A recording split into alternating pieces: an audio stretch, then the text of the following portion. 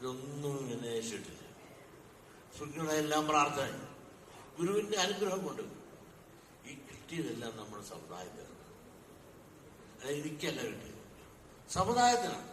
അതുകൊണ്ട് തന്നെയാണ് ഈ കിട്ടിയ ആ പത്മഭൂഷൺ എന്ന അവാർഡ് അത് ഗവൺമെന്റ് ഓഫ് ഇന്ത്യ അംഗീകരിച്ചു തന്ന ഒരു അവാർഡ്. അത് നിങ്ങൾക്കെല്ലാം അവകാശപ്പെട്ടതാണ്, എനിക്കല്ല, സമുദായത്തിൽപ്പെട്ട എല്ലാവർക്കും അവകാശപ്പെട്ടതാണ്. ഞാൻ ഒറ്റയ്ക്ക് നിന്നാൽ എന്ത് ചെയ്യാനും ഞാൻ സീറോ. നിങ്ങളെല്ലാം എന്റെ കണ്ണികളായിട്ട് ചേർന്നപ്പോഴാണ് ഞാൻ ഹീറോ ആയത്. അപ്പൊ എന്നെ ഹീറോ ആക്കാൻ നിങ്ങളെല്ലാം കണ്ണികളായി ചേർന്നു.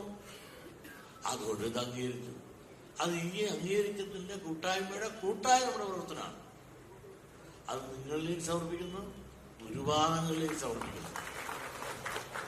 കിട്ടിയതിന്റെ പേരിൽ വലിയ അഹങ്കാരമോ കിട്ടാത്തതിന്റെ പേരിൽ ഒരു ദുഃഖമില്ല.